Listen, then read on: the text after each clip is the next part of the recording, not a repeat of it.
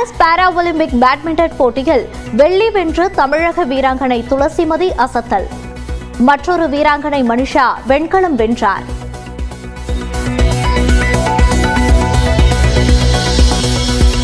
கொட்டி தீர்த்த கனமழையால் வெள்ளக்காடாக காட்சியளிக்கும் ஆந்திரா மற்றும் தெலுங்கானா. இரு மாநிலங்களிலும் உயிரிழந்தோர் எண்ணிக்கை 30ஐ தாண்டியது.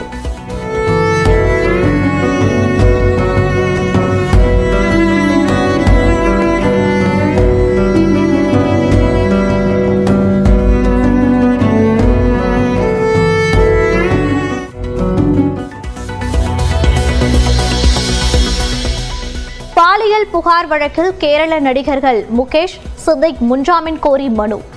இன்று விசாரிக்கிறது கேரள உயர்நீதிமன்றம்.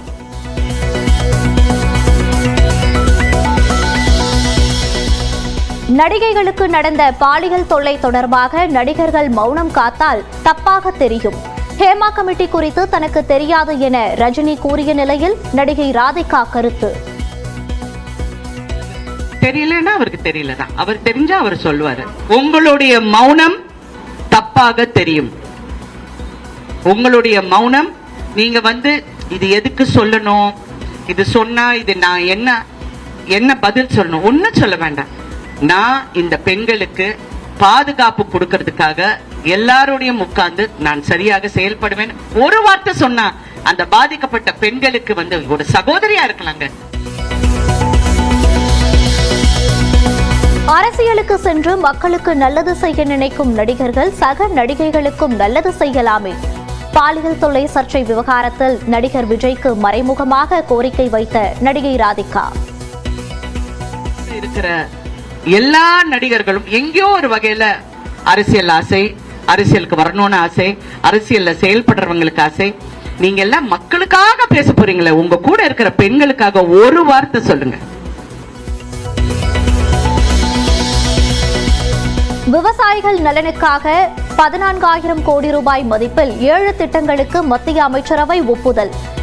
இந்திய விமானப்படைக்கு 26,000 கோடி ரூபாய் செலவில் விமான என்ஜின்களை வாங்கவும் அனுமதி.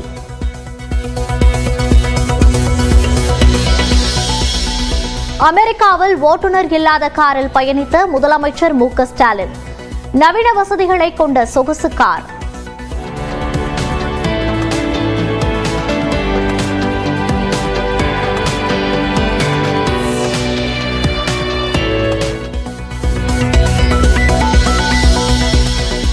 மாநில பாடத்திட்டம்தான் சிறந்தது என்பதை நிரூபிக்க தயார். தேசிய பாடத்திட்டம்தான் சிறந்தது என்ற ஆளுநர் கருத்துக்கு அமைச்சர் அன்பில் மகேஷ் பதிலடி. நம்முடைய ஆளுநர் நினைத்தால் அவரை அழைத்து கொண்டு நானே ஏதாச்சும் நூலகத்துக்கு சர்ப்ரைஸாக நான் போகிறேன். அங்கே உட்கார்ந்துருக்கின்ற அங்கே போட்டித் தேர்வுக்கு தயாராகின்ற மாணவர்களிடம் நான் பேச வேணாம், அவரே பேசி தெரிந்து கொள்ள வேண்டும் என்று கேட்கிறேன். செந்தில் பாலாஜி வழக்கு விசாரணைக்கு வந்த நாளன்று ஆளுநர் அனுமதி அளித்தது குறித்து உச்சநீதிமன்றம் விமர்சனம்.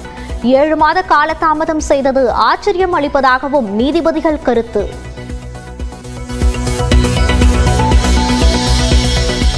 விக்கிரவாண்டியில் செப்டம்பர் 23ஆம் தேதி நடைபெறவுள்ள தமிழக வெற்றிக்கழக மாநாடு தொடர்பாக 21 கேள்விகள். விஜய் வந்து செல்லும் வழி, நிகழ்ச்சி நிரல் உள்ளிட்ட விவரங்களை கேட்ட காவல்துறை.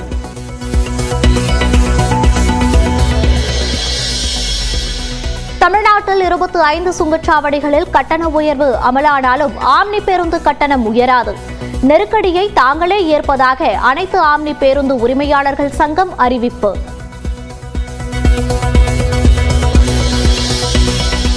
சென்னை சைதாப்பேட்டையில் கெட்டுப்போன 50,000க்கும் மேற்பட்ட ஆட்டுக்கால்கள் பறிமுதல். ஹோட்டலுக்கு கெட்டுப்போன ஆட்டுக்கால்களை அனுப்பிய குடோனுக்கு சீல் வைப்பு. பாலியல் தொல்லை குறித்து நடிகை சமந்தா பேசிய பிறகும் ஆதரவு கிடைக்கவில்லை என விசித்ரா ஆதங்கம். பாதிக்கப்பட்ட பெண்களுக்கு சூப்பர் ஸ்டாரின் மனைவி குரல் கொடுப்பாரா என்றும் கேள்வி. சமந்தா அந்த தெலுங்குல அவ்வளவு பிஸியா நடிச்சுக்கிட்டு இருக்கும் போது அவங்க இதுக்கான ஒரு வாய்ஸ் கொடுத்திருக்கிறது ஹேட்ஸ் ஆஃப் டு ஹர். ஆனா அதுக்கு அவங்கள சப்போர்ட் பண்ணியோ இல்ல அதுக்கு ஒரு ரீட்வீட் கூட யாருமே பண்ணலையே. ஏன் only the public is supporting. Cine ஃபீல்ட்ல யாருமே பண்ணலையே. முக்கியமா தெலுங்கு ஃபீல்ட்ல இருக்கிற லீட் ஹீரோஸோ யாருமே பண்ணலையே. That is the case in Telugu industry. கரூரில் அதிமுக முன்னாள் அமைச்சர் எம்.ஆர். விஜயபாஸ்கரின் சகோதரர் சேகர் கைது. 100 கோடி ரூபாய் நில மோசடி வழக்கில் சிபிசிஐடி போலீஸ் நடவடிக்கை.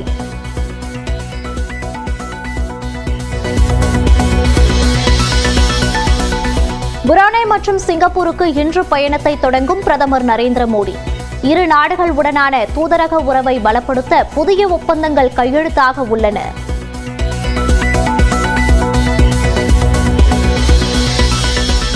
ராஜஸ்தானில் கீழே விழுந்து தீப்பிடித்து எரிந்த MiG-29 விமானம்.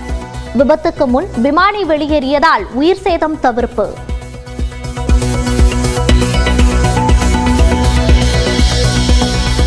சர்ச்சையில் சிக்கிய கொல்கத்தா ஆர்ஜிகர் மருத்துவமனை முன்னாள் முதல்வர் கைது. நிதி முறைகேடு தொடர்பான புகாரில் சிபிஐ நடவடிக்கை.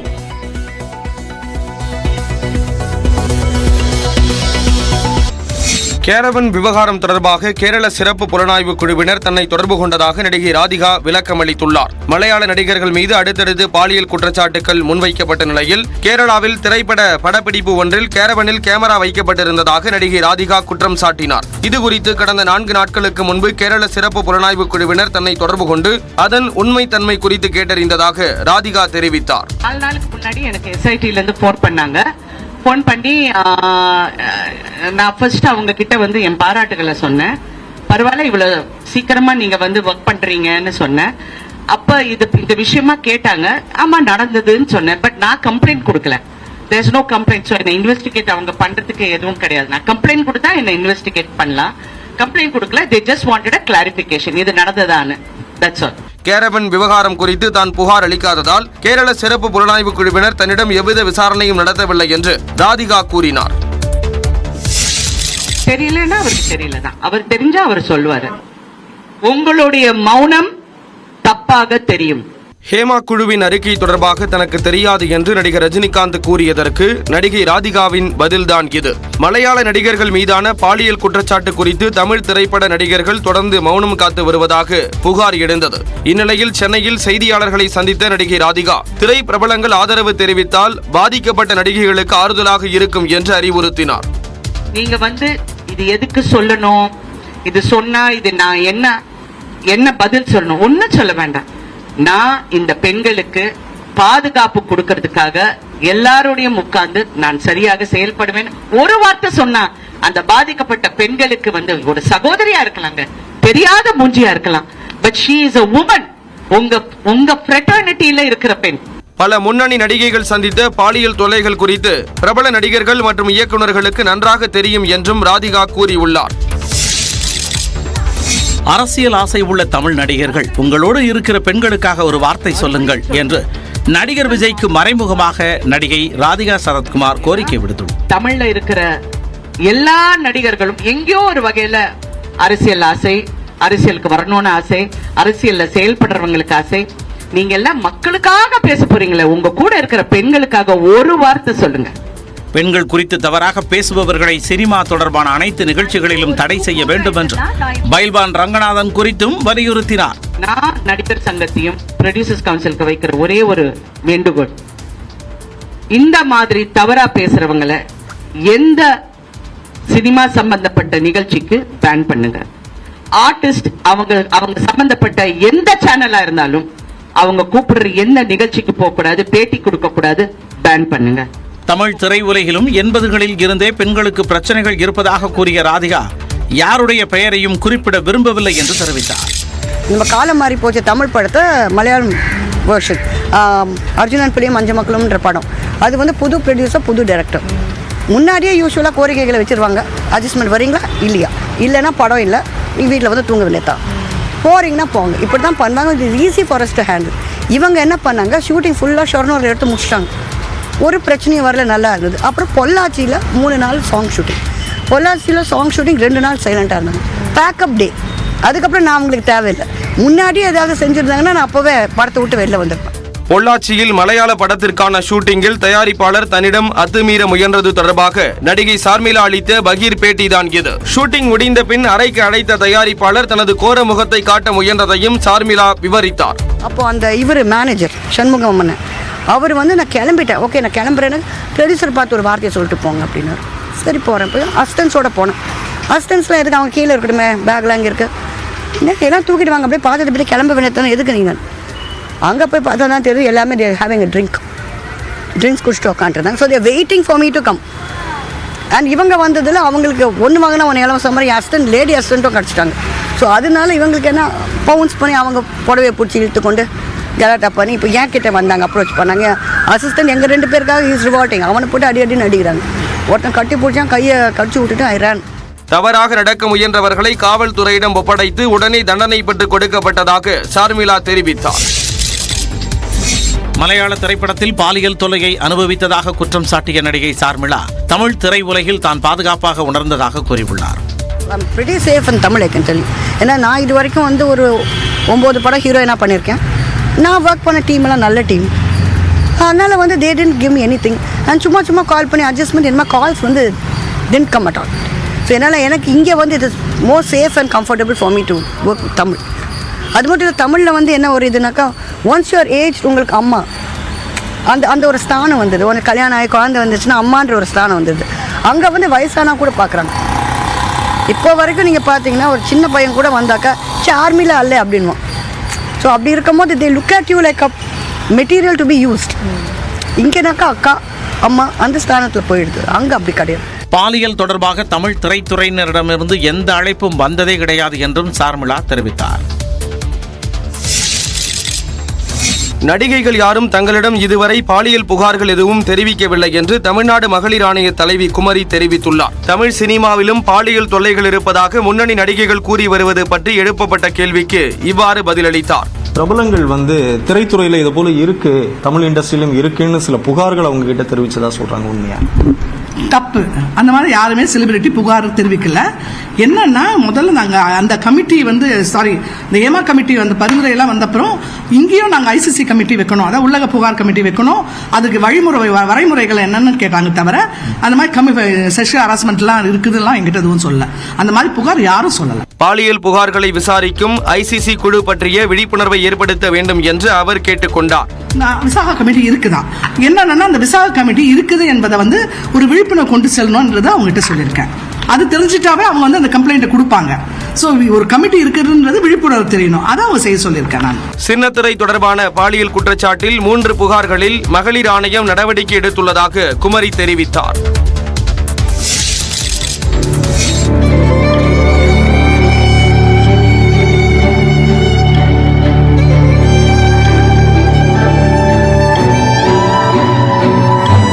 ஆந்திர மாநிலம் விஜயவாடாவில் மழை நின்று 2 நாட்கள் ஆகியும் பல அடி உயரத்திற்கு தண்ணீர் தேங்கி நிற்கும் காட்சிகளே இவை. விஜயவாடாவில் 2வது நாளாக முதலமைச்சர் சந்திரபாபு நாயுடு படகில் சென்று ஆய்வுப் பணிகளை மேற்கொண்டார்.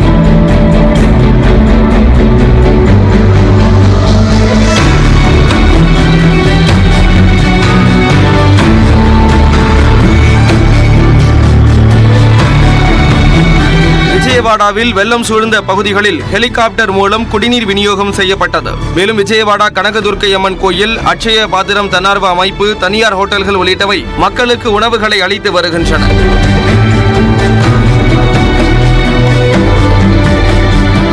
மீட்பு பணிகளில் தேசிய பேரிடர் மீட்பு குழுவினர் ஈடுபட்டுள்ளனர். அமெரிக்காவில் ஓட்டுநர் இல்லாத தானியங்கி காரில் பயணித்த முதலமைச்சர் மு.க. ஸ்டாலின் தந்தை பெரியாரின் வாசகங்களை நினைவு கூர்ந்திருக்கிறார்.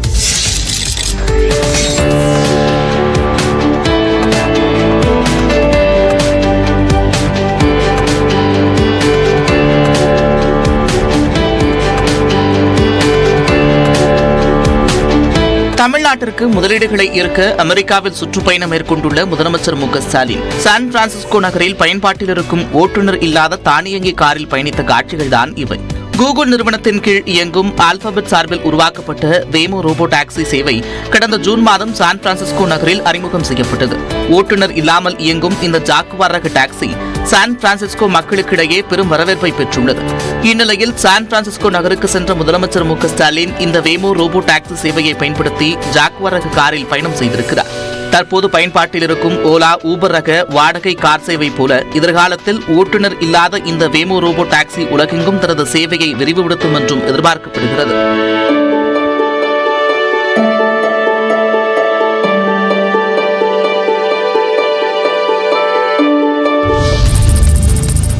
வெளிநாட்டு போட்டோ ஷூட் மற்றும் ஆடம்பர கார் ரேஸில் கவனம் செலுத்தும் திமுக அரசால் தமிழ்நாட்டில் சட்ட ஒழுங்கு சீர்குலைந்து வருவதாக எதிர்க்கட்சித் தலைவர் எடப்பாடி பழனிசாமி விமர்சித்துள்ளார்.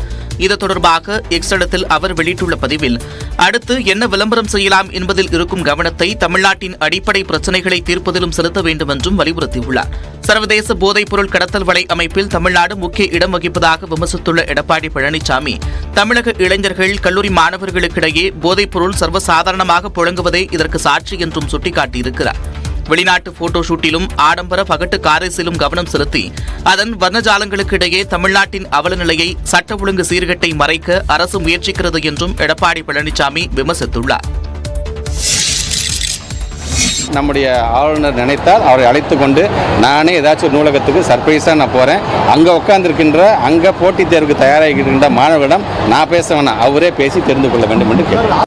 தேசிய பாடத்திட்டத்தை ஒப்பிடும்போது மாநில பாடத்திட்டத்தின் தரம் மோசமாக உள்ளதாக தமிழ்நாடு ஆளுநர் ஆர் என் ரவி முன்வைத்த விமர்சனத்திற்கு அமைச்சர் அன்பில் மகேஷ் அளித்த பதில்தான் இது.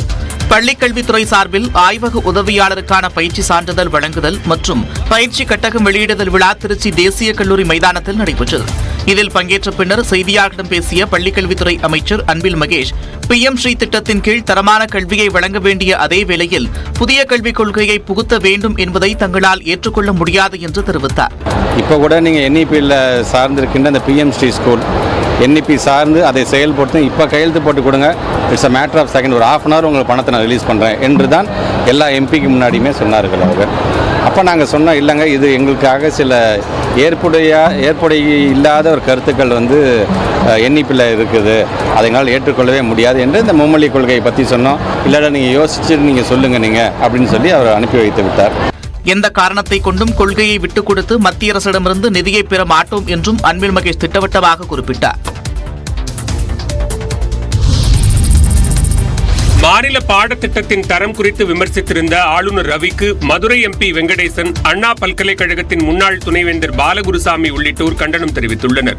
இது தொடர்பாக மதுரை MP வெங்கடேசன் எக்ஸ்தலத்தில் பதிவிட்டுள்ள கருத்தில், சாவர்கரை புல்புல் பறவை காப்பாற்றிய கதையோ முதலைகளிடமிருந்து மோடி தப்பித்த கதையோ தமிழ்நாட்டு பாடங்களில் இல்லை என்று குறிப்பிட்டுள்ளார். எனவே தனக்கு பிடித்த காட்சி இல்லாத ஏமாற்றத்தை வெளிப்படுத்தும் உரிமை ஆளுநர் ரவிக்கு உண்டு என்றும் தனது எக்ஸ் பதிவில் வெங்கடேசன் பதிலடி கொடுத்துள்ளார். மத்திய அரசின்